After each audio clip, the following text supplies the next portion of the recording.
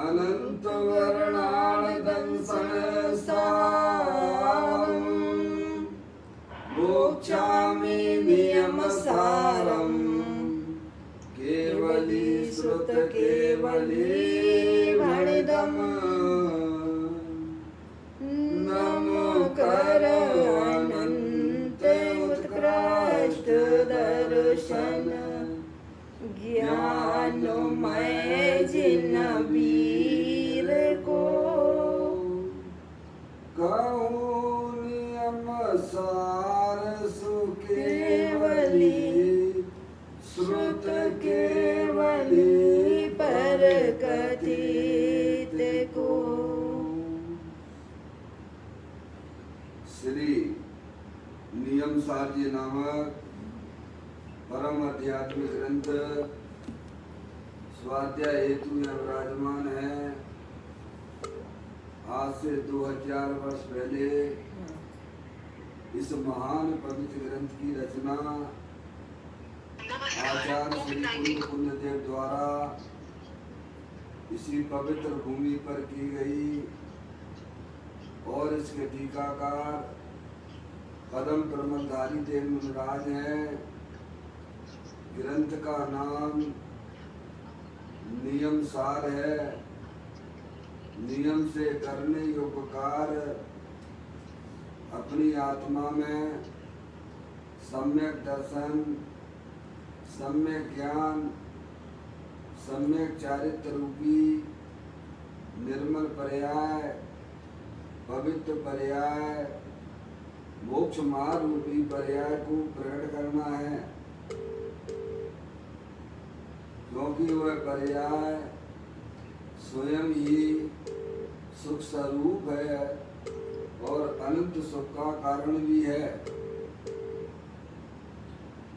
अनादि काल से हमारे आपके आत्मा में पर को अपना जानने वाली, पर को अपना मानने वाली, पर के साथ संबंध रखने वाली ऐसी मोराग देश रूपी अपवित्र रूप पर्याय, मलिन पर्याय प्रकट है, जो स्वयं दुख स्वरूप है और अनंत दुख का कारण भी है। ऐसी मोराग देश रूपी मलिन पर्याय का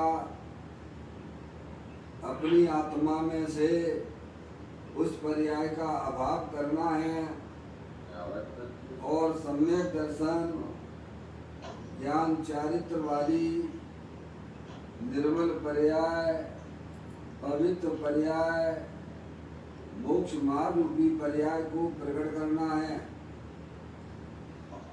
ऐसे कार्य की प्राप्ति जिनवाणी माता के द्वारा अपने आत्म स्वरूप को पहचानना, अपनी जो आत्म वस्तु है वह परद्रव, प्रभाव और पर्याय से भी भिन्न एकमात्र अखंड ज्ञान ज्योति स्वरूप है। ऐसे ज्ञायक प्रभु परमात्मा का माँ जिनवाणी माता के द्वारा परिचय करके तत्पश्चात शरीर रागादि ये सब कर्मकृत वस्तुएं हैं। इनका हमारे आत्मा के साथ में किसी भी प्रकार का कोई संबंध नहीं है। इस प्रकार सम्यक विज्ञान पूर्वक शरीर रागादि की रुचि छोड़कर अंदर में जो अखंड ज्ञान ज्योति स्वरूप भगवान आत्मा है उसको ही अपना जानना और उसको ही अपना मानना, उसमें ही अपनी वर्तमान पर्याय को मग्न कराना, उसे ही अनंत परमात्मा ने धर्म कहा है। उसकी चर्चा आचार्य भगवंतों ने, मुनिराजों ने एक एक गाथा और उसकी टीका और कलश के माध्यम से हमें अपने आत्मा के स्वरूप को यहाँ पर समझाया है। देखिएगा, यह परम आध्यात्मिक ग्रंथ है जिसका नाम श्री नियम सार जी है, जिसके 7वें अधिकार की चर्चा शुद्ध निश्चय प्राश्चित अधिकार है, जिसके अंतर्गत 115वें नंबर की गाथा यहाँ पर अपन स्वाध्याय हेतु चल रही है। इसका प्रारंभिक पाठ करते हुए आचार्य भगवंतों ने जो इस गाथा में अपने भाव व्यक्त किए हैं, उन्हें हमें समझकर उनका भाव ग्रहण करना चाहिए। गाथा का पाठ पढ़ता हूँ।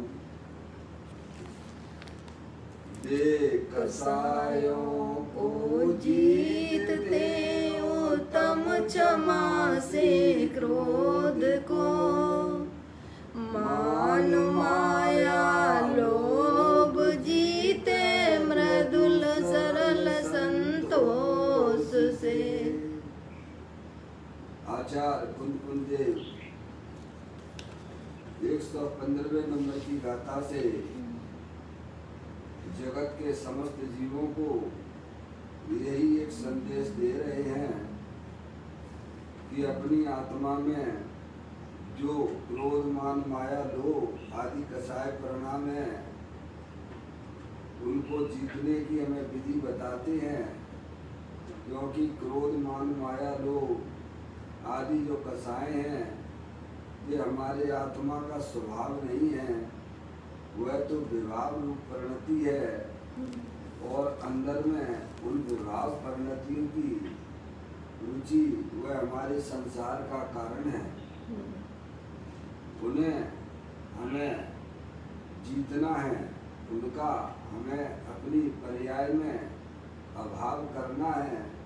उसकी विधि हमें समझाते हैं कि अपनी जो चैतन्य वस्तु जो कि तीनों काल वितराग आनंद स्वरूप है, सुख शांति का भंडार है, ऐसे ज्ञायक प्रभु परमात्मा का सच्चा ज्ञान करके शरीर रागादि ये सब कर्म कृत वस्तुएं हैं, इनको अपनी आत्मा से भिन्न जानना और अंदर में जो अखंड ज्ञान ज्योति स्वरूप भगवान आत्मा है, जो कि तीनों काल सिद्धि की सामर्थ्य वाला अनंत शक्तियों के भंडार वाला है, ऐसा सच्चा ज्ञान करके शरीर रागादि जो कि कर्म कृत वस्तुएं हैं, इनकी रुचि छोड़कर अंदर में अखंड ज्ञान ज्योति स्वरूप भगवान आत्मा की रुचि अंदर में उत्पन्न करके और त्रिकालिक ध्रुव भगवान आत्मा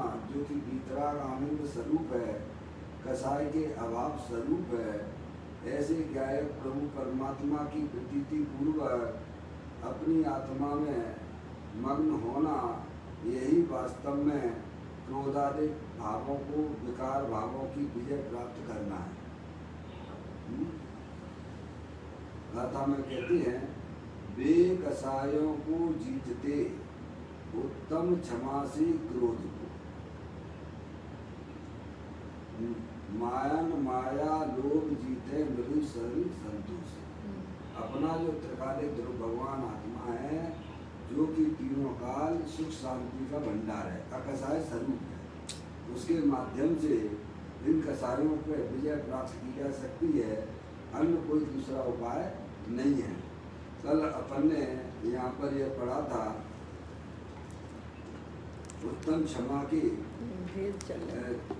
3 प्रकार की यहाँ बात बताई गई थी। उत्तम क्षमा 3 प्रकार की है, जिसमें जगन जो है उत्तम क्षमा के बारे में पढ़ा था।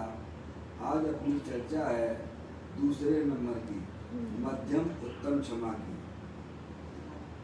देखेंगे आप लोग, मैंने आपको शेयर किया है उत्तम मध्यम क्षमा, मध्यम क्षमा आपको शेयर किया है। देखें आप, जो व्हाट्सएप यहाँ पर है, जूम पर है,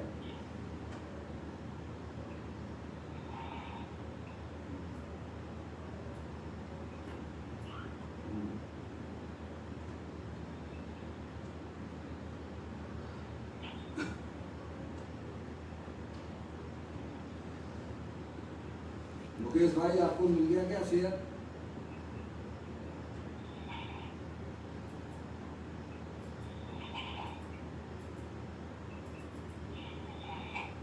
तो किसकी आवाज आ रही सोने की?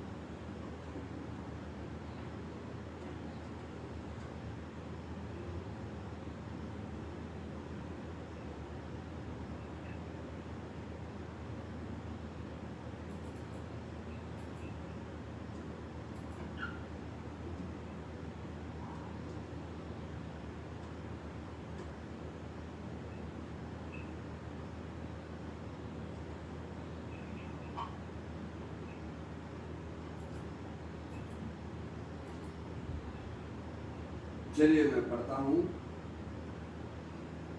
मध्यम क्षमा, दूसरे नंबर की क्षमा की बात।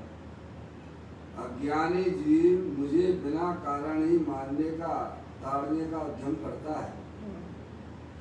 कोई जीव मुझे त्रास देने का, दुख देने का परिणाम करता है, परंतु वह मेरे सुकृत से दूर होता है। ऐसा विचार कर अपने हृदय में क्षमा भाव धारण करना द्वितीय मध्यम क्षमा है। अंदर में भान तो ऐसा ही है कि मुझे कौन मार सकता है, मैं तो चैतन्य हूँ, मैं इसे मार के फेंक दूंगा। पापी जीव के ऐसे परिणाम होते हुए भी मेरे पुण्य उदय होने से वह मुझे मार नहीं सका, मेरे पुण्य से दूर हुआ। ऐसा विचार कर क्षमा धारण करना मध्यम क्षमा है। क्या कहते हैं? अज्ञानी जीव मुझे बिना कारण ही मारने का ताड़ने का उद्यम करता है। अज्ञानी जीव है जिसे वस्तु स्वरूप का ज्ञान नहीं है कि वह आत्मा है, वह किसी को मार नहीं सकता है, वह किसी को सुखी दुखी नहीं कर सकता है। इसी अज्ञानता के वश होकर वह अज्ञानी जीव मुझे बिना कारण ही मारने ताड़ने का उद्यम करता है। समझे ना? ज्ञानी जीव है, वे जानते हैं कि मुझे तो कोई मार सकता नहीं है। अज्ञानी जीव व्यर्थ ही अज्ञान दशा में व्यर्थ ही विकल्प करता है कि दूसरे द्रव्य को मैं भाई साहब कष्ट दे सकता हूँ, मार सकता हूँ। यह उसकी अज्ञानता है जो कि अनंत संसार का कारण उसके लिए होती है। ज्ञानी जीवों को इस बात की प्रतीति होती है कि एक द्रव्य दूसरे द्रव्य का कुछ करने रहने वाला नहीं है। और जहाँ तक हमारे मानने की बात है, मैं तो चैतन्य स्वरूपी भगवान आत्मा हूँ, अमूर्त प्रदेश वाला हूँ। तो कहते हैं कोई जीव मुझे त्रास देने का या दुख देने का परिणाम करता है, परंतु वह मेरे सुकृत से दूर होता है। अपने पुण्य के उदय से वह कैसन सूर्य भी अपने आप दूर हो जाता है। और ऐसा विचार कर अपने हृदय में क्षमा भाव धारण करना द्वितीय मध्यम क्षमा है। ज्ञानी जीव जो है इस प्रकार से विचार करते हुए कि मैं तो चैतन्य स्वरूपी भगवान आत्मा हूँ, शरीर ये जड़ है और अमूर्त अखंड ज्ञान ज्योति स्वरूप भगवान आत्मा। अज्ञानी मुझे जानता ही नहीं है। जिसे देखकर वह क्रोध कर रहा है, मारने की बात करता है, वह तो शरीर है, वो मैं नहीं हूँ। इस प्रकार से ज्ञानी जीवों की परिणामों में इस प्रकार की सम्यक विज्ञान की ज्योति जली हुई है। और जब तक मेरा पुण्य का उदय है तो मेरा कोई भी बाल बांका करने वाला नहीं है। इस प्रकार से ज्ञानी जीव की पर्याय में विचार की धाराएं चलती रहती हैं, क्योंकि ज्ञानी जीव अपने आत्मा को भी जानता है और आत्मा के साथ में रहने वाले 8 कर्म हैं, उनका भी उसे ज्ञान है और उनके उदयों को भी वह ज्ञानी जीव पहचानता है। इसीलिए वह सब तरफ से विचार करता हुआ समता भाव धारण करता है। ये ज्ञानी जीव की विशेषता है। ऐसा विचार कर अपने हृदय में क्षमा भाव धारण करना द्वितीय उत्तम क्षमा है। अंदर में भान तो ऐसा ही है, भान अपने उनकी ज्ञान की पर्याय में कैसा भान है कि मुझे कौन मार सकता है, मैं तो चैतन्य हूँ, मैं चैतन्य तत्व अमूर्त हूँ, मेरा ना तो जन्म होता है और ना मेरा कभी मरण हो सकता है। ऐसा उनको अपनी ज्ञान की पर्याय में प्रतीति बरत रही है अपने आत्मा की। शरीर आदिक मैं नहीं हूँ, इसीलिए वह मुझे कैसे मार सकता है, इस प्रकार की उनको प्रतीति होने से ज्ञानी को वह अंदर में ही अपनी पर्याय में क्षमा भाव धारण करते हैं। मुनिराज के ऊपर कितने कितने उपसर्ग होते हैं जो हमें जो प्रथमानुयोग के माध्यम से ज्ञान होता है, और वे बस उनको शांत, उनको जो है अपने गायक को परमात्मा की प्रतीति पूर्वक, उसके अवलंबन पूर्वक, आत्मा के अवलंबन पूर्वक शांत ही रहते हैं। उन्हें मालूम है अगर मैं पर का लक्ष्य करके क्रोधादिक रूप परिणाम करूँगा तो बुरा तो मेरा ही होगा। इस प्रकार से वेद ज्ञान पूर्वक वह पर्याय में शांति क्षमा भाव रखते हैं। ऐसा विचार कर अपने हृदय में क्षमा भाव धारण करना द्वितीय उत्तम क्षमा है। अंदर में भान तो ऐसा ही है कि मुझे कौन मार सकता है, मैं तो चैतन्य हूँ, मैं इसे मार के फेंक दूंगा। पापी जीव के ऐसे परिणाम होते हुए भी मेरे पुण्य उदय होने से वह मुझे मार नहीं सकता। कितने गंदे परिणाम करता है ज्ञानी जी, है? मैं इसे मार के फेंक दूंगा, समझ गए आप? तो क्या वह मर गया क्या? जिसे मारना चाहता है क्या वह मर गया क्या? क्योंकि आत्मा कभी मरती नहीं है, समझ गए नहीं आप? ये तो आप सभी को मालूम है, विदित है, प्रसिद्ध है कि चैतन्य वस्तु है वह वास्तव में कभी मरती नहीं है, लेकिन अंदर में वह गंदे परिणाम करके स्वयं ही कैसे में पाप बंद करता है, और अनंत संसार में वह अज्ञानी जीव इसी प्रकार से कैसे में अपने अनंत भवों को ऐसे जन्म मरण करता रहता है। उन्होंने आप ज्ञान नहीं है ना, वस्तु स्वरूप का पता नहीं है ना उसे, तो मैं इसे मार के फेंक दूंगा।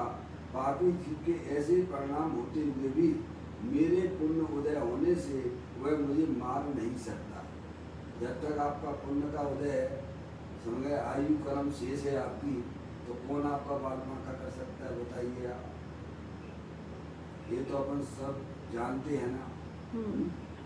जब तक आपकी आयु कर्म शेष है तो शरीर का आत्मा का विच्छेद नहीं हो सकता है। समझ गए आप? ये बात 100% सत्य मानिएगा, समझ गए आप? इसीलिए ज्ञानी जी इस प्रकार की कर्म उदय की व्यवस्था को भी जानता हुआ, अपने आत्मा को भी पहचानता हुआ, इस प्रकार से पर्याय में उसकी क्षमता भाव परिणाम चलता ही रहता है, और उसके कारण से वह पूर्व में बने हुए कर्मों की निर्जरा भी कर लेता है ज्ञानी जी, है ना? इसके बल से सम्यक वेद ज्ञान की बल पर वस्तु स्वरूप का यथार्थ ज्ञान होने पर इस प्रकार से वह अपने कर्मों की निर्जरा भी करता रहता है, और अंदर में जो अनंत शक्तियाँ द्रव्य के अंदर भरी हुई हैं, उनका भी वह पर्याय में व्यक्तिता करते हुए, उनकी वृद्धि करते हुए मोक्ष मार्ग में बढ़ता रहता है। अंदर में भान तो ऐसा ही है कि मुझे कौन मार सकता है, मैं तो चैतन्य हूँ, मैं इसे मार के फेंक दूंगा। पापी जीव के ऐसे परिणाम होते हुए भी मेरे पुण्य उदय होने से वह मुझे मार नहीं सका, मेरे पुण्य से दूर हुआ। ऐसा विचार कर क्षमा धारण करना मध्यम क्षमा है। देखिएगा, हम आप यहाँ स्वाध्याय करते हैं तो हमें भी इस प्रकार की वेद ज्ञान की ज्योति अपनी आत्मा में जलाना चाहिए। ज्ञानी जीव तो करते ही हैं, और हमें भी ज्ञानी बनना है। क्या है? स्वाध्याय का मतलब क्या है कि अपनी वर्तमान पर्याय में अज्ञान दशा का नाश करना, वस्तु स्वरूप का सच्चा ज्ञान करना, तभी आपको इसका लाभ मिलेगा। आप अपनी वर्तमान ज्ञान की पर्याय में इन चीज़ों का निर्णय कीजिए, क्योंकि ये बातें जो है अनंत परमात्मा की दिव्य ध्वनि में से आई हुई बातें हैं। आचार्य भगवंतों ने ग्रंथों में लिखा है, इनके ऊपर श्रद्धा लाइए तो आपको इसका लाभ मिलेगा। और आप कहीं वैसे के वैसे जैसे अज्ञानी लोग कसाय करते रहते हैं, कसाय के वशीभूत हो रहे हैं, और हम भी कैसा में जो है हम भी जो है कोई काम करें तो फिर पढ़े लिखे और अनपढ़ में फिर क्या अंतर निकला।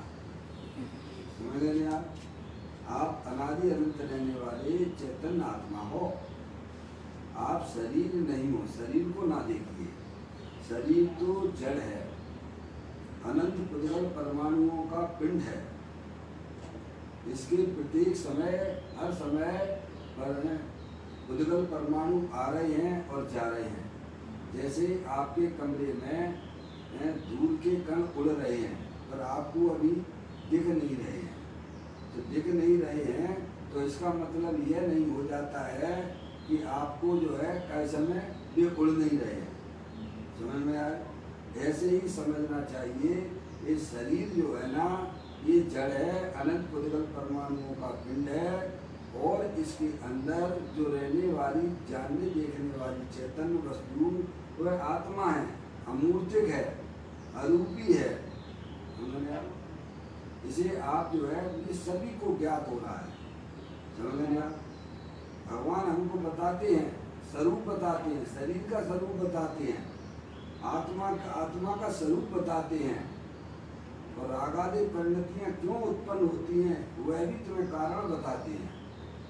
हमें अपनी आत्मा में जितना आप बढ़िया निर्णय करोगे उतनी हमारी पर्याय में, भाई साहब मैं तो कहता हूँ कि अपने वस्तु स्वरूप का आत्मा का जो निर्णय करने में आप अगर ध्यान देंगे तो पुण्य तो आपका पुण्य भाव तो पीछे पीछे घूमेगा क्या, और आपको आपकी आत्मा की भी प्राप्ति हो जाती है।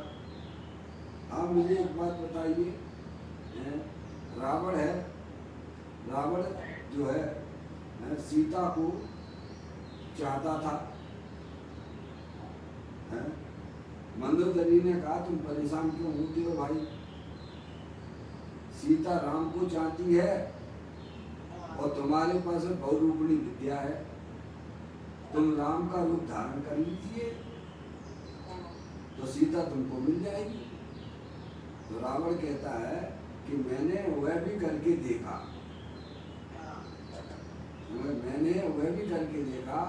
जब मैंने राम का रूप धारण किया तो मेरे अंदर उन विकार भावों की उत्पत्ति ही नहीं हुई। तो मैं कहता हूँ जब रावण ने केवल राम का रूप ही धारण किया था तो राम हो नहीं गया था, राम तो अलग वस्तु है ना। राम का रूप रोज धारण करने मात्र से उसके परिणामों में विकार की उत्पत्ति नहीं होती है, वासना की उत्पत्ति नहीं होती है, और आप तो साक्षात चेतनेश्वर भगवान आत्मा हो।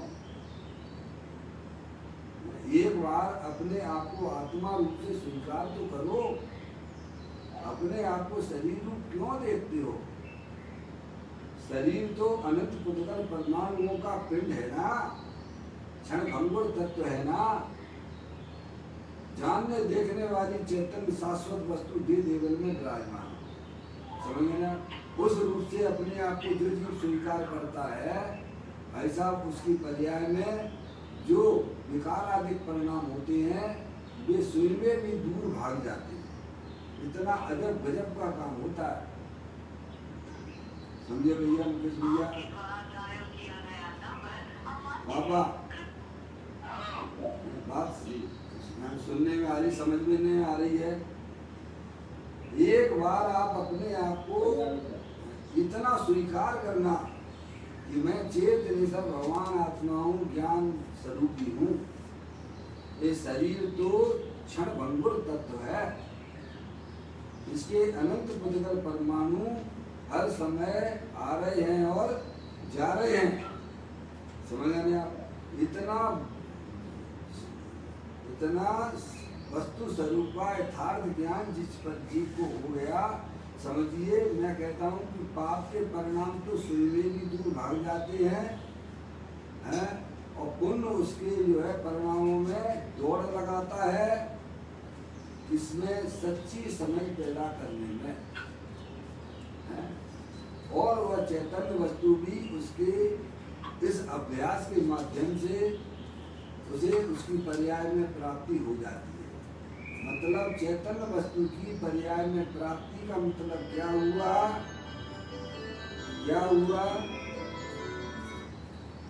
कि पर्याय में निराकुलता की उत्पत्ति होती है, सुख शांति की प्राप्ति होती है। वेद ज्ञान हमारे लिए बहुत ही अत्यंत जरूरी है। वस्तु स्वरूप का ज्ञान हमारे लिए बहुत ही जरूरी है। और ये काम अगर आपने यहाँ पर प्रारंभ ना किया तो मैं जहाँ तक समझ पा रहा हूँ कि आगे जो आने वाला जो भी पर्याय हैं वे बहुत गंदी मिलने वाली है। आप आत्मा तो रहोगे ही रहोगे, क्यों ना हम अभी से अपने जो है आने वाले भविष्य का निर्माण बहुत अच्छी तरह से करें। यानी ये बताने का मतलब क्या है? हमारे जीवन में भी इस प्रकार की घटनाएं घटती हैं। अगर आपके पास में वेद ज्ञान रूपी जड़ी बूटी होगी तो कैसी भी बाल में प्रतिकूलताएं हों, उनको आप जो है अपने गायक प्रभु परमात्मा के आश्रय से उन सब कसायों को जीत लोगे। समझ रहे आप? बल्कि हमारे आत्मा के साथ में जो कर्म बंधन अनादिकाल से बने हुए थे उनकी भी वह निर्जरा हो जाती है। समझ रहे आप? तो इस प्रकार से यहाँ यह बताने का मतलब यही है कि हम भी अपनी आत्मा में वेद ज्ञान की ज्योति जलाएंगे, भाई साहब, सच्चा ज्ञान करके, तो अवश्य हमारी आत्मा में भी वास्तविक क्षमा की उत्पत्ति हो जाएगी, उत्तम क्षमा की उत्पत्ति हो जाएगी। कोई बहुत बड़ी बात नहीं है। समझ रहे आप? सम्यक दर्शन करना तो अत्यंत सरल है ही, लेकिन पर्याय में भगवान रूपी पर्याय प्राप्त करना भी एक प्रकार से सरल ही है। अब देखिएगा तीसरे नंबर की चर्चा यहाँ पर उत्कृष्ट क्षमा है। जगन्य क्षमा जो है सम्यक दृष्टि जीवों को होती है और मध्यम क्षमा जो है हमारे देशवृत्ति श्रावकों को होती है और उत्कृष्ट रूपी क्षमा जो है हमारे महामंडलाजों को होती है। तीसरे प्रकार की क्षमा का उत्तम क्षमा का प्रारंभ चौथे गुण स्थान से होता है। कौन से गुण स्थान से होता है? 14 गुण स्थान होते हैं ना, उसमें जो है चौथा नंबर चौथे गुण स्थान से जगन्य क्षमा प्रारंभ हो जाती है। सम्यक दृष्टि जीव को ऐसा में जो क्षमा होती है वह जगन्य क्षमा कहलाती है। फिर वही आत्मा अपनी आत्मा की साधना आराधना करता हुआ देशव्रती होता है। समझ रहे हैं? उसकी पर्याय का लेवल सम्यक दृष्टि जीव की अपेक्षा से ऊंचा हो जाता है। उसे भगवान ने मध्यम क्षमा कही गई है और फिर उसके ऊपर वह श्रावक अंतर्मुखी उपयोग के द्वारा अपने गायक रूप परमात्मा में पर्याय को स्थिर करता हुआ अपने आत्मा का आनंद बढ़ाता हुआ आगे बढ़ता है, मुनि अवस्था धारण करता है। समझ रहे आप? पहले हो भाव से नग्न और फिर होता हुआ द्रव्य से नग्न। भाव से नग्न का मतलब क्या लेना मुकेश भाई? जो आचार्य कुंकुन देव ने 34वें नंबर की गाथा में समय सार जी ने यह कहा है कि मैं एक सदा अरूपी ज्ञान द्रगुण यथार्थ से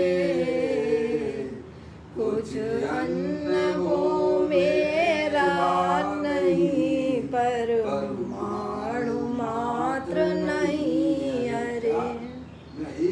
शुद्ध सदा रूपी ज्ञान द्रव्य यथार्थ से, कुछ अन्न वो मेरा नहीं परमाणु मात्र नहीं। ऐसे पहले अंदर में पर द्रव्यों के प्रति काय समय एक परमाणु मात्र भी मेरा नहीं है। मैं तो एक मात्र चेत निश्चल भगवान आत्मा हूँ, शुद्ध हूँ, ज्ञान स्वरूपी हूँ, अरूपी हूँ। क्या ऐसा सच्चा ज्ञान जब जीव को होता है, उसी गुण स्थान का नाम चौथा गुण स्थान है। समझ गए आप? अब वह कसायों को जीतने के लिए अब वह जीतना उसके लिए बहुत ही सरल हो गया है। समझ गए आप? क्योंकि उसके अंदर भेद ज्ञान की ज्योति जल चुकी है। इसीलिए समय दृष्टि, इसीलिए शास्त्रों में जितना भी बल दिया गया है, सब एक सम्यक दृष्टि होने के लिए बल दिया गया है। सम्यक दृष्टि यानी क्या? वस्तु स्वरूप का यथार्थ ज्ञान हो जाना। सम्यक दृष्टि यानी क्या?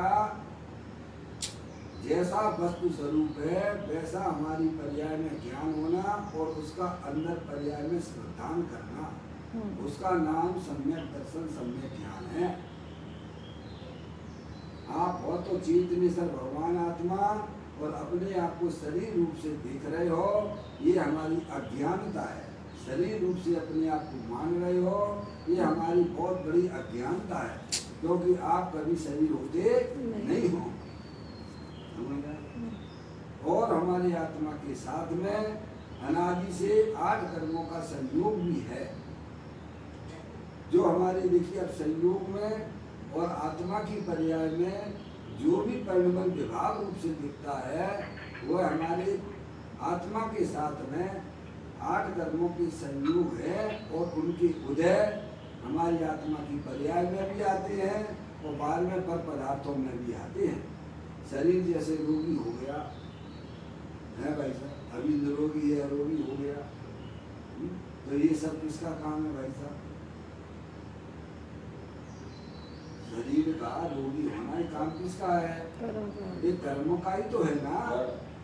बाद में आपको जो प्रतिकूलताएं मिली है तो आपके ही असाता कर्म के उदय से ही तो मिली है ना। शरीर में रोग होना आपके असाता कर्म के उदय से मिलेगी ना, उसमें कहाँ दुखी होने की बात है। प्रतिकूलताएं मिली है तो आपके ही पाप की वजह से मिली है, तो अब कैसे उनको दूर करना भाई साहब? सम्यक भेद ज्ञान की ज्योति जला दीजिए, आप शांति का परिचय दीजिए।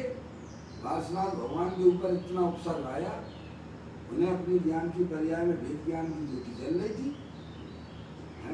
सीता को जो है कैसा वन में भेज दिया गया। कितने कितने हमारे माँ सतियों के ऊपर भी उपसर्ग वर्तमान योग में दिए गए। मुनराजों के ऊपर ज्ञानियों के उपसर्ग आए, तो बोलो उन्होंने क्या किया, कैसे इस संसार से विजय प्राप्त किए? बताइए आप। ये भी हमारे जैसे ही तो जीव थे ना। हैं? पूजा में आप पढ़ते हो कि नहीं पढ़ते? महावीर भगवान की पूजा में पढ़ते हो कि नहीं पढ़ते? भूतकाल जो आपका वह मेरा वर्तमान, वर्तमान जो आपका वह भविष्य मम जान। क्या प्रभु भूतकाल में आप हमारे जैसे ही थे, जो आज मैं अज्ञान दशा में हूँ।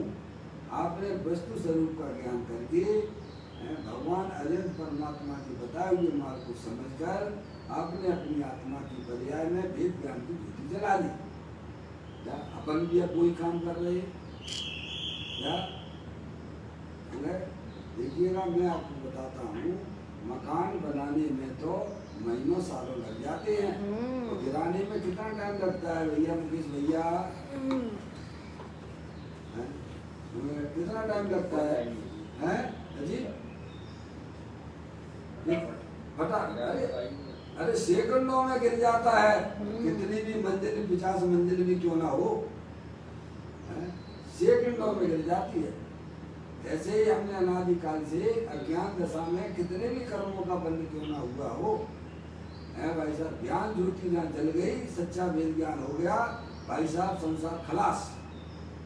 इतना गजब का काम होता है यहाँ पर। इसीलिए अपने समय को माँ जनवाणी माता के स्वाध्याय में लगाकर अपनी ज्ञान की पर्याय में वेद ज्ञान की ज्योति जलाने का प्रयत्न करना चाहिए। यही एक उपाय है। वर्तमान में सुखी होने का एकमात्र उपाय तो यही है। इसीलिए स्वाध्याय को परम तप की संज्ञा दी जाती है। क्या? स्वाध्याय के द्वारा हमारे अज्ञानता का नाश होता है, वस्तु स्वरूप का सच्चा ज्ञान होता है। जितना हो सके अपन को पंच इंद्रिय के विषयों से अपने उपयोग को हटाकर स्वाध्याय में लगाना, वह आपके हमारे सबके लिए वर्तमान में भाई साहब सुख का कारण हो जाती है। देखो ना, पूर्व की पर्याय को अपनी पर्याय को देखो। जिस समय अपन अज्ञान दशा में थे, भले अभी भी ज्ञान दशा प्रकट नहीं हुई है, समय दर्शन नहीं हुआ है, लेकिन पर्याय में कुछ बदलाव तो आपको दिखाई होगा ना। मिथ्यात अवस्था ही सही, लेकिन उसमें बदलाव जरूर आता है। बदलाव नहीं आता हो ऐसा हो ही नहीं सकता है। धर्म करत संसार सुख, धर्म करत निर्वाण, धर्म पंथ साधे बिना नर त्रियंच समान। इस प्रकार से यह दूसरे प्रकार की जो मध्यम क्षमा है वह देश वृत्तियों को होती है। वही जगन क्षमा वाला जीव सम्य दृष्टि अपनी आत्मा की और अभ्यास अंदर में बढ़ाता हुआ मध्यम क्षमा की तरफ आता है। आत्मा की साधना आराधना, आत्मा को केंद्र बिंदु पर्याय में बनाता हुआ उसकी साधना आराधना में अपने उपयोग को लगाता है। उसकी पर्याय में और शुद्धि की वृद्धि होती है। पर्याय में जो 4 चौकड़ी कसाय आपको बताई थी, एक चौकड़ी कसाय का तो सम्य दृष्टि जीव ने अभाव कर दिया, अनंतानंदी कसाय का, और उससे संबंधित क्रोध मान माया रोग। पर्याय में सम्य दृष्टि जीव ने अनंत कसाय और मिथ्यात का नाश किया, तो उतना उसकी पर्याय में अनंतानंदी कसाय संबंधित जो कसाय का अभाव हुआ, उसके पर्याय में वितराग आनंद दशा की प्राप्ति हुई है।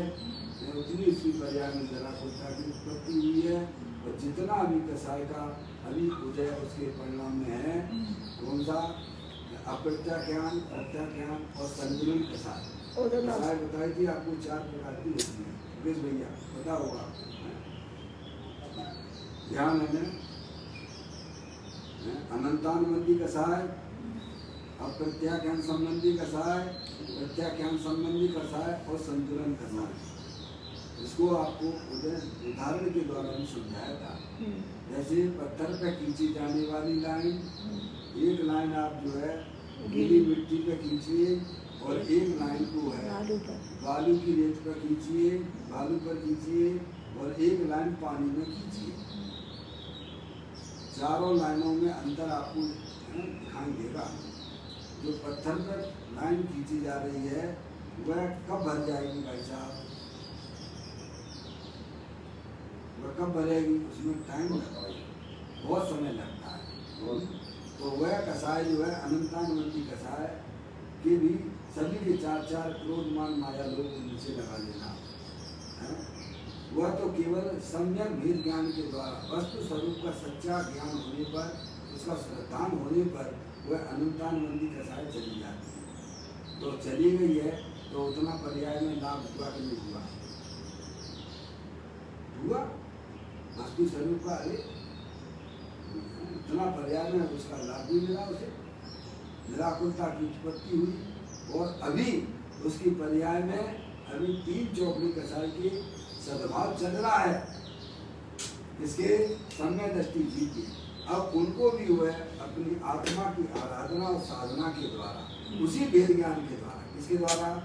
जो सम्य दृष्टि ने किया है वही वेद ज्ञान, वही सम्य दृष्टि जी वेद ज्ञान की ज्योति के द्वारा घर गृहस्थी में रहता हुआ उन कसायों को जीतता रहता है। वेद ज्ञान साहू भयो समरस निर्मल नीर, धोबी अंतर आत्मा धोबे ची।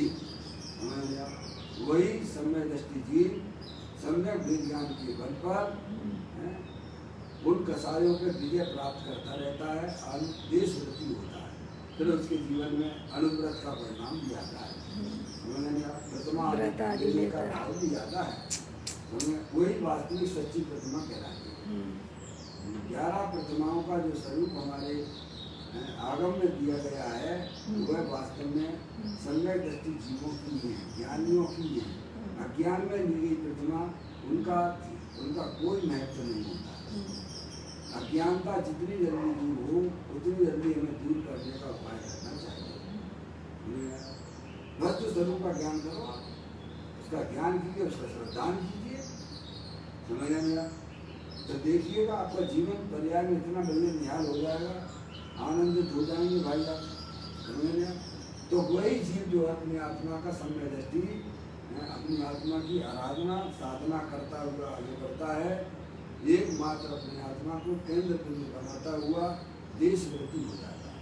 2 चौकड़ी कसाय का उसकी पर्याय में अनंतानंदी और अप्रत्याख्यान संबंधी कसाय का उसका अभाव हो जाता है। और 2 चौकड़ी कसाय का अभी उसकी पर्याय में सद्भाव देशव्यापी की चल रहा है।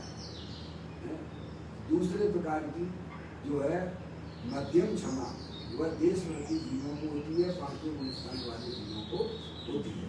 अब बात आती है तीसरे नंबर की उत्तम क्षमा, उत्कृष्ट क्षमा, जो कि हमारे मुनिराजों की होती है। वो होती है 6वें 7वें गुणस्थान में रहने वाले मुनिराजों को होती है। उसकी चर्चा भी यहाँ पर चल रही है। बल के द्वारा बल होने पर भी अमूर्त परम ब्रह्म स्वरूप मेरा बल नहीं होता। बल के द्वारा बल होने पर भी अमूर्त परम ब्रह्म स्वरूप मेरा बल नहीं होता। तो मेरा क्या कहते हैं ज्ञानी, उससे मेरी हानि नहीं। मनराज कैसा विचार करते हैं, मैं तो भाई साहब परम ब्रह्म भगवान आत्मा हूँ, बल का जो है मेरी आत्मा के अंदर किसी प्रकार का कोई प्रवेश नहीं होता है। मैं चैतन्य स्वरूप भगवान आत्मा ही हूँ, मैं अपनी आत्मा में रमने वाली वस्तु हूँ और ये पर का मेरे अंदर किसी भी प्रकार का कोई प्रभाव होता नहीं है। मुनराजों की बात आई, बल के द्वारा बद होने पर भी करते हैं लोग 46 पैर खा रहे, बाप की वजह से जो है भाई साहब सिगड़ी जला दी जाती है। कौन से मुनराज थे? गजकुमार मुनराज, समझ गए नहीं आप? सिगड़ी जला दी गई, मुनियों को हानियों में तेल दिया गया, 500 मुनियों को गाय समय, फिर भी गाय समय वे तो अपने परम स्वरूप भगवान आत्मा में अपनी पर्याय को मानती है। समझ गए आप? बिल्कुल कुछ उनको फर्क ही नहीं पड़ता है, समझिए आप। क्योंकि इतनी सुंदर वस्तु उन्होंने अपनी आत्मा की पर्याय में प्राप्त की है, अब उन्हें किसी से क्या लेना देना। ये कसाय उत्पन्न क्यों नहीं थी? कसाय तो अज्ञानता में पैदा होती है, वस्तु स्वरूप को नहीं जानने वाले जीवों को होती है। मुनराज की पर्याय का लेवल तो सम्यक दृष्टि और देश वृत्ति से ऊंचा हो गया ना। उतनी कसाई हट गई तो आनंद।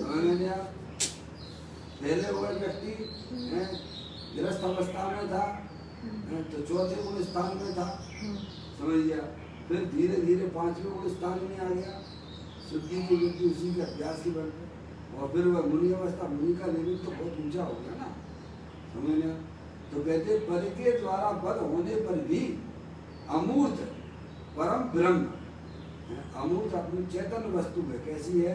अमूर्त है, परम ब्रह्म है, समझ गए आप? कैसी है अपनी चेतन वस्तु? अमूर्तिक प्रदेशों का पुंज, प्रसिद्ध ज्ञानादि गुणों का धारी, अनादि निरंतर वस्तु, वो आप हो, वो आत्मा है, वो मैं हूँ। ये क्या भाई? पापा कौन है हम? पापा नहीं है, पापों का खंडन करने वाले हैं, समझिए। पाप भावों का खंडन हो जाता है, जन्म मरण का जो है भाव मरण की श्रृंखला टूट जाती है सच्चा वेद ज्ञान होने पर। अपने आप को मनुष्य देखोगे तो बहुत सारा जंजाल खड़ा हुआ मिलेगा आपको, और अपने आप को आत्मा देखोगे तो क्या है? फिर काय का दुख जीव को बताइए। मैं अमूर्तिक पदार्थ हूँ, चेतनेश्वर वस्तु हूँ, ये यहाँ कहते हैं। पद के द्वारा पद होने पर भी अमूर्त परम ब्रह्म स्वरूप मेरा पद नहीं होता है। क्या बाहर की वस्तु हमारी आत्मा के अंदर प्रवेश करती नहीं। ऐसा श्रद्धा ज्ञान तो लाओ पर्याय में। हम तो श्रद्धा ज्ञान कैसा बनाए बैठे हैं, कैसा ज्ञान चल रहा है हमारा? शरीर है सो मूर्तिक वस्तु को अपना माने बैठे हुए, पर के संयोगों से अपने को सुखी तुम हो मानते हैं। अमूर्तिक पदार्थ और चेतनेश्वर हो, जड़ को आप अपना स्वीकार कर रहे हो। जो आप हो वो स्वीकार नहीं करते, तो जो आपका है नहीं है उसे मान के बैठे हुए। इसीलिए तो पर्याय में तो हो रहा है। और दुख का कारण क्या है? अज्ञानता। तो कहते हैं अमूर्त परम ब्रह्म स्वरूप मेरा पद नहीं होता। मेरे आत्म वस्तु में पर द्रव्य का किंचित भी प्रवेश होता नहीं है। ऐसा ज्ञानी जीवों की पर्याय में निरंतर चलता रहता है। उससे मेरी हानि भी नहीं होती है। ऐसा समझकर परम समरसी भाव में स्थित रहना उत्कृष्ट क्षमा है। क्या है? ऐसा सच्चा ज्ञान करना कि भाई साहब मैं चेतनेश्वर भगवान आत्मा हूँ, अमूर्तिक हूँ, सिद्ध की सामर्थ्य वाला हूँ, अनंत शक्तियों के भंडार वाला हूँ। ये शरीर है सो मैं नहीं हूँ, ये जड़ है, ये जो है क्षणभंगुर तत्व है। ऐसा सच्चा ज्ञान मेरी चैतन्य वस्तु में किसी भी परद्रव्य का प्रवेश नहीं होता है। ऐसा एक समय 10 समय पर में आप 10 मिनट बैठो तो चिंतन करके बाबा। यहाँ तो चिंतन उल्टा उल्टा चलता है। काय का चिंतन चलता है? दुनिया भर की चीजें को अपने में इकट्ठा कर लो भाई साहब, हैं? बिल के पीछे भागा करते हो पागलों जैसे। पागल तो हो ही, और क्या? क्योंकि आत्मा को कोई भी जगत का पर पदार्थ एक परमाणु तक मिलता नहीं है। मिलता हो तो बता दीजिए आप, हैं? फिर भी पागलों जैसे घूमते फिरते हो। मनुष्य पर्याय में आए तो भी समझदारी पैदा नहीं कर रहे हो। ऐसे भाग रहे जैसे पूछो मत भाई, जैसे तुम्हें मिलने वाला हो, हैं? 24 घंटा हमारी पर्याय में मोह ऐसा मोह रूपी मदरा ऐसी पी रखी है कि भाई साहब कितना भी कोई भी मना करे लेकिन वह मानता नहीं है। सच्चा ज्ञान कीजिए। अगर आपको अपनी आत्मा का आत्मिक आनंद लेना है तो वस्तु स्वरूप का ज्ञान कीजिए। मैं अमूर्तिक वस्तु हूँ, चेतनेश्वर वस्तु हूँ, जानने देखने वाली वस्तु हूँ, पर द्रव्य मेरे से अत्यंत भिन्न है। ऐसा श्रद्धा ज्ञान लाइए सबसे पहले, फिर उसमें रुकावट आ जाती है। क्या आ जाती है? एक साथ कोई भगवान नहीं बन जाता पर्याय, एक साथ नहीं होता सबका, है? वृक्ष का पौधा भी एक साथ बड़ा हो जाता है क्या? है? उसमें भी समय लगता है ना। अरे आप जो है दही जमाते हो, हैं? क्या आपने जामुन डाला और दही बन गया क्या पूरा? पर उसकी प्रोसेस तो चालू हो जाती है ना दही बनने की। कोई भी काम हो, कोई भी बच्चा है, इंजीनियर है, डॉक्टर है, वह एक साथ बन जाता है क्या? पैदा हुआ बन गया इंजीनियर, बन गया सीए, ऐसा होता है क्या? सब सने तो होता है ना। एकम का चंद्रमा है, दूज का चंद्रमा है, क्या एक साथ पूर्ण चंद्रमा के रूप में हो जाता है क्या? सने तो बढ़ता रहता है ना। ऐसे ही सच्चा ज्ञान हुआ तो पर्याय में एक साथ भगवान बन गया क्या? वो नहीं, एक साथ हो जाता भगवान बना पर्याय में क्या? पहले ज्ञान श्रद्धान कीजिए। मैं स्वभाव से अनंत शक्तियों के जानने देखने वाला अमूर्त पदार्थ हूँ, अमूर्त वस्तु हूँ। इस शरीर में नहीं हो। शरीर तो क्षणभंगुर तत्व है, पुद्गल है, माटी धूल है। क्या पर द्रव्य से हमें क्या लेना देना है? पर द्रव्य हमारी आत्मा को मिलता ही नहीं है, मिला भी नहीं है। ये ज्ञान मनुष्य पर्याय में करना पॉसिबल है, जो हम अपना कीमती समय कहाँ बर्बाद कर रहे हैं। तो ज्ञानी की पर्याय में तो यही विचार होता है क्या? मैं एक शोध सदा अरूपी ज्ञान द्रव्य यथार्थ से, कुछ अन्न वो मेरा नहीं, परमाणु मात्र नहीं है। ऐसे ज्ञानी जीव उन कसायों पे विजय प्राप्त कर लेते हैं। इसके बल पर, सम्यक विद ज्ञान के बल पर कि मैं तो अमूर्त पदार्थ, चैतन्य पदार्थ वस्तु हूँ, इस शरीर में नहीं हूँ। ऐसे कसायों के ऊपर विजय प्राप्त होती है। तो बल के द्वारा वध होने पर भी अमूर्त परम ब्रह्म स्वरूप मेरा वध नहीं होता, उससे मेरी हानि भी नहीं होती है। क्या हानि होती है भाई साहब? क्योंकि वो मेरे आत्मा के अंदर प्रवेश ही नहीं करता है। पर वस्तु मेरे आत्मा के अंदर प्रवेश कर जाए ना, तब हमको हानि होगी ना। क्या ऐसा पॉसिबल है क्या? है बोलो, पॉसिबल ही नहीं है। तो अपने विचारों की श्रृंखला को सत्य वस्तु स्वरूप के माध्यम से ऐसा उसमें प्रभाव प्रारंभ करना चाहिए। मन मिला है तो उसका सदुपयोग करो, दुरुपयोग ना करो। इसीलिए संगी पंचेंद्रिय जीवों को ही अपने आत्मा का सच्चा ज्ञान हो सकता है, असंगियों को नहीं हो सकता है। एक इंद्रिय से लेके असंगी पंचेंद्रिय तक कोई भी जीव अपने आत्मा का अनुभव नहीं कर सकते। संगी पंचेंद्रिय जीव ही कर सकता है अगर सच्चा पुरुषार्थ करे, भगवान के बताए हुए मार्ग को समझ के सच्चा ज्ञान श्रद्धान करे, तो वह जीव का ऐसे में अपने जो है आत्मा का कल्याण कर सकता है, जो कि हमें आपको सबको मौका मिला हुआ है। अब जितना समय हमारे पास में बच गया है मनुष्य पर्याय का, सत्य वस्तु स्वरूप को समझने में ही लगाना चाहिए। तो मुनराज के उत्कृष्ट क्षमा की बात चल रही है कि मुनराज ऐसा अंदर में विचार करते हैं क्या कि बल के द्वारा वध होने पर भी अमूर्त परम ब्रह्म स्वरूप मेरा वध नहीं होता, क्योंकि मैं अमूर्तिक वस्तु हूँ, उससे मेरी हानि भी नहीं होती।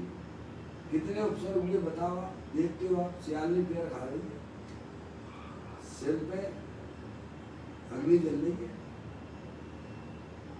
जलते हुए लोहे के आभूषण पहनाए गए। 5 पांडवों को कितना उपसर्ग बताइए आप। थोड़े से भी चलायमान हो गए वे 2 मुनराज, तो उस राग पुण्य भाव के परिणाम से कहाँ चले गए?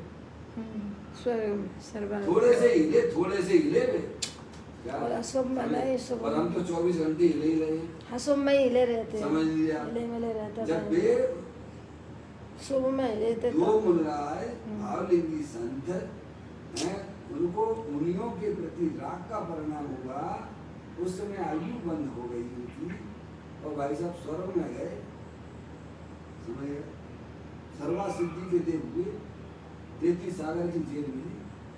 बाकी के 3 जो है बिल्कुल नहीं हिले हैं, कहाँ चले गए? सिद्ध पर्याय प्राप्त कर ली उन्होंने, बताइए आप। उनका तो प्रमोशन हो गया और इनका डिमोशन हुआ, समझिए। इसीलिए मैं कहता हूँ आप वस्तु स्वरूप का सच्चा ज्ञान लीजिए, अपने आप को शरीर रूप से ना दीजिए। कसायों को जीतने का एकमात्र उपाय यही ज्ञान मैंने हमें समझाया है, और आप उसके परिणाम भी आपको आपकी पर्याय में होते हुए नजर आएंगे। बल के द्वारा वध होने पर भी अमूर्त परम ब्रह्म स्वरूप मेरा बल नहीं होता, उससे मेरे हानि भी नहीं होती। ऐसा समझकर परम समरसी भाव में स्थित रहना उत्कृष्ट समा है। समझ गए आप क्या? इसी को उन्होंने क्या है उत्कृष्ट समा ज्ञान लिखी है पुस्तक।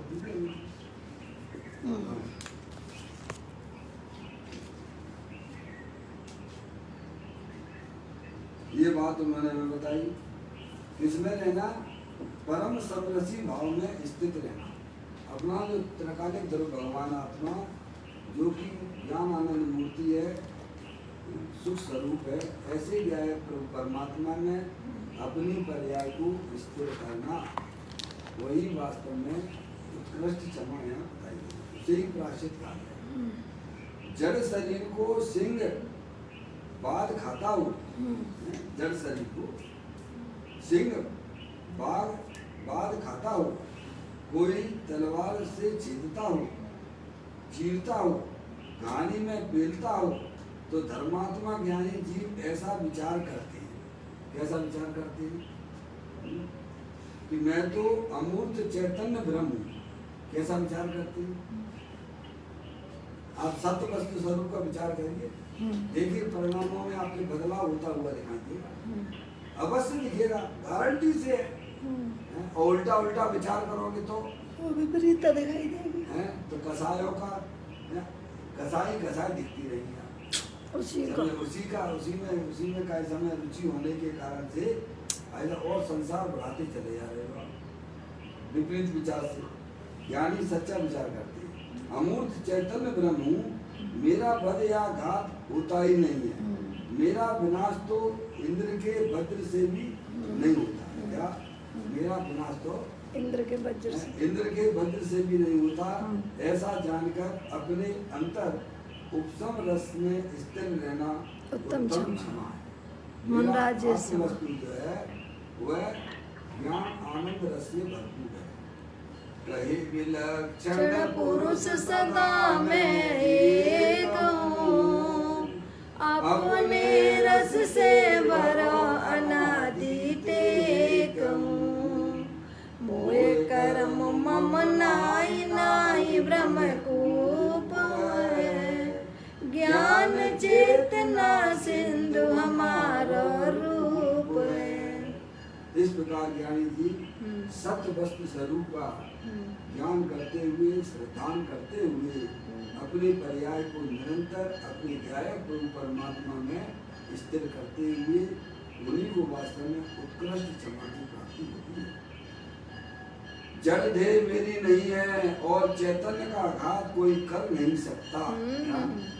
जड़ देह मेरी नहीं है और चैतन्य को कोई घात कर नहीं सकता। ये शरीर तो जड़ है और मैं अमूर्ति पदार्थ चैतन्य हूँ, मेरा कोई भी विनाश नहीं कर सकता है, मुझे छू नहीं सकता।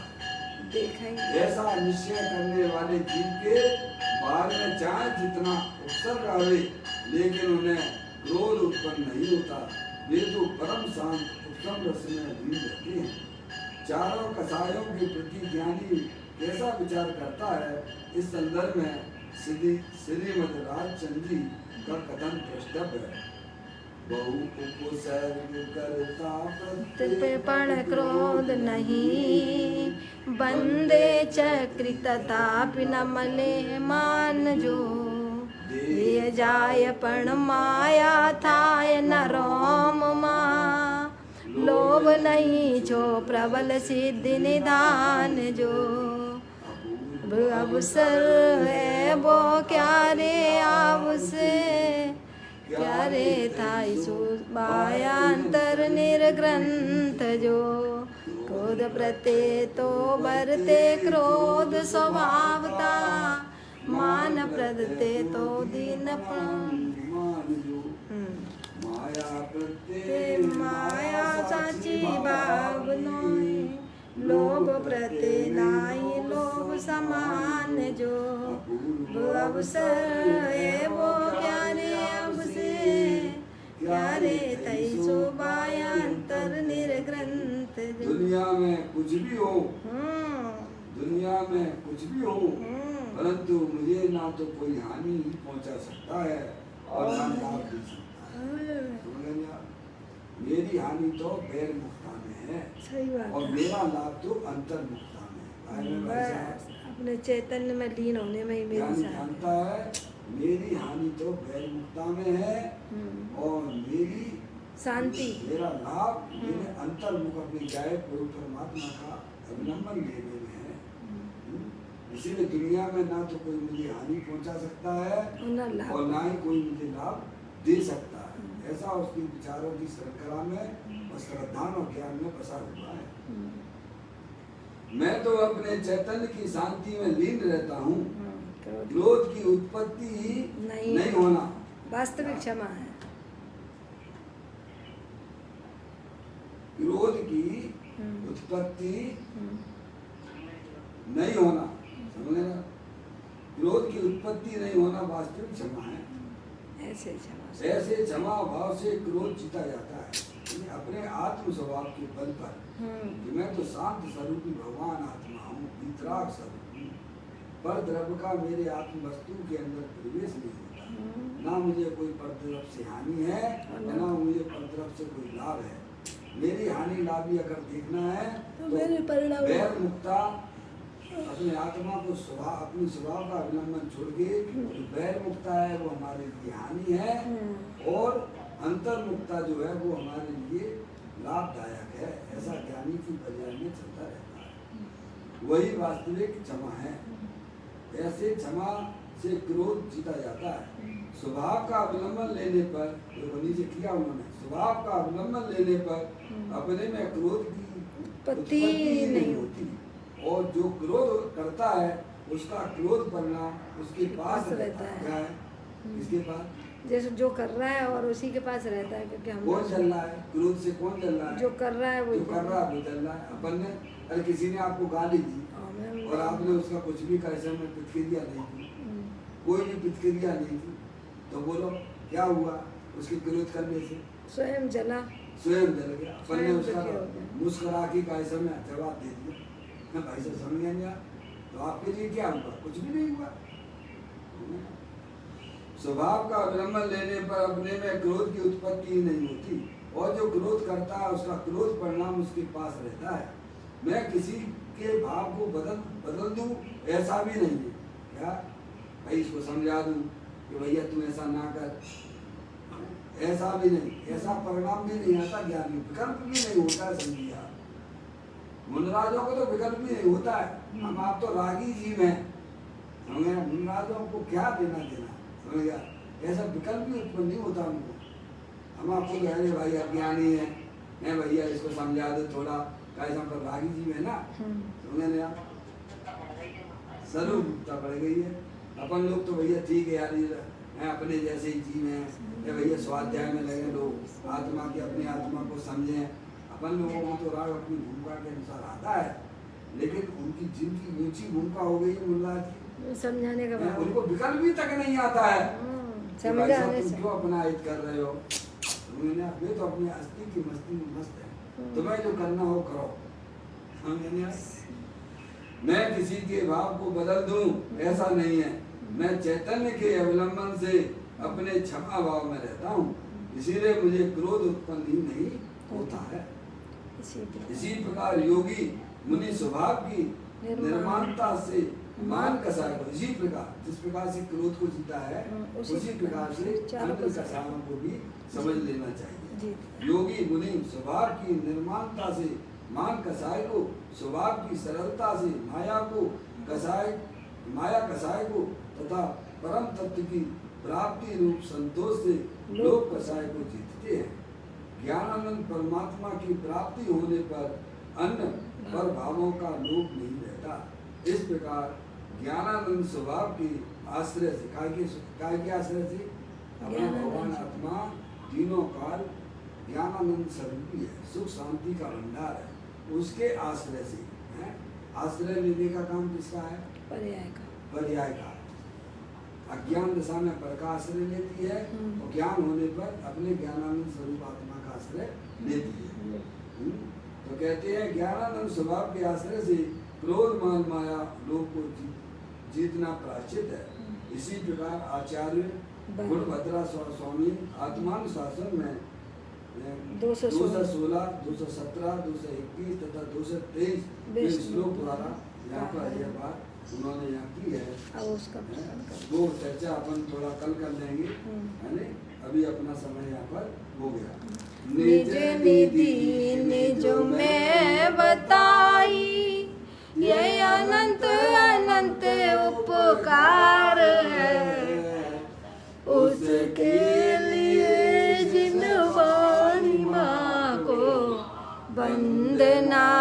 सतबार है, वंदना सतबार है।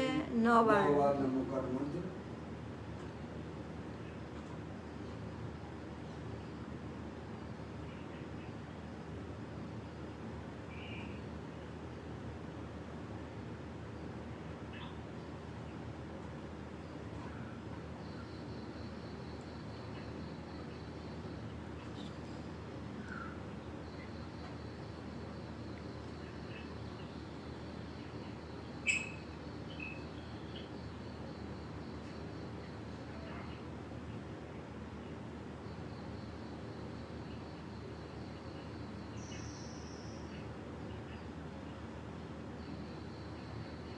बोलो द्वादशांग जिनवाणी माता की जय। महा